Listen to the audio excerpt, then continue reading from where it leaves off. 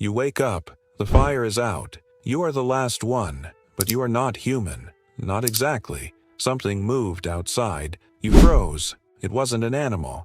It looked like you. Almost. Your whole species is dying tonight. How did it come to this? 300,000 years of surviving. Gone in one lifetime. You weren't the only ones who vanished. There were others. Smaller. Stranger. One stood barely 3 feet tall. Another left bones no one could explain. Every single one of them is extinct now. Except one. The one standing at your cave door. You have seconds to decide something. Run. Fight. Or talk. Whatever you choose changes everything. You wake up. The fire is out. You are the last one. You froze. It wasn't an animal. It looked like you. How did it come to this? 300,000 years of surviving. Gone in one lifetime. The one standing at your cave door. You have seconds to decide something. Run. Fight. Rewind 60,000 years. You were called Neanderthal. Thick brow, strong hands, built for cold. Your kind ruled Europe for 300,000 years. You hunted mammoths twice your size. You hunted mammoths twice your size!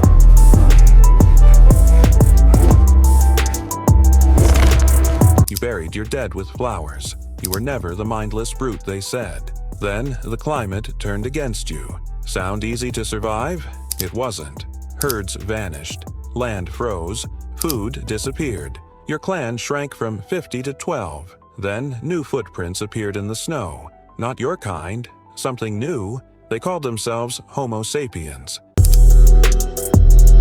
They moved in groups of hundreds. You had never seen that many people together. Now you had a choice. Fight them or follow them.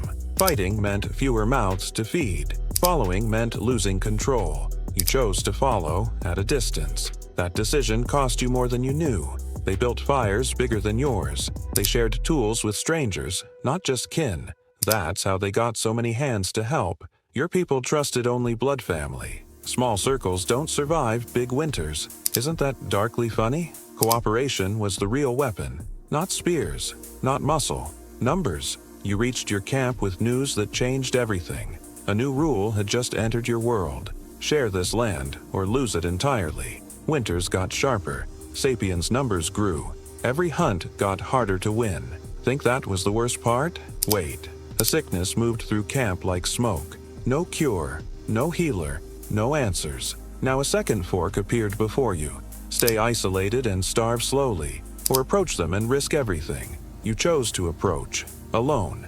The sapien circle went silent as you walked in. They studied you like a strange animal. Then, unexpectedly, she offered food. Some doors open where you expect walls. For a while, the two peoples lived close. Children were born between the two. Funny thing, that child saved humanity's memory of you. But blending didn't mean surviving. Fewer of your kind were born each year. No births, no elders left, no future. Then the storms of the century arrived. Rivers flooded the last fertile valleys. You lost half your remaining people that night. Sarcastic thought, nature has terrible timing. Every clan you knew of was now silent. You began to search for anyone left. Silence answered every single time.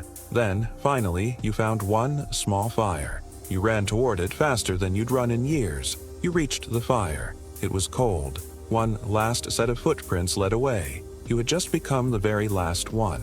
You walked back to the empty cave, the one with the handprints on the wall. You built a small fire. For no one but yourself. You sat down beside it. You thought about your children, the ones who lived among the others now. You would never see them again.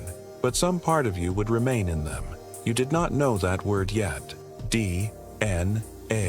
The fire burned lower through the night. You lay back against the cold stone. You looked up at the stars through the opening. You did not know your story would ever be told. 40,000 years passed in silence. Then, one day, someone found your bones. They carried you to a laboratory. They read something written inside you, a code older than any language. And inside that code, they found you.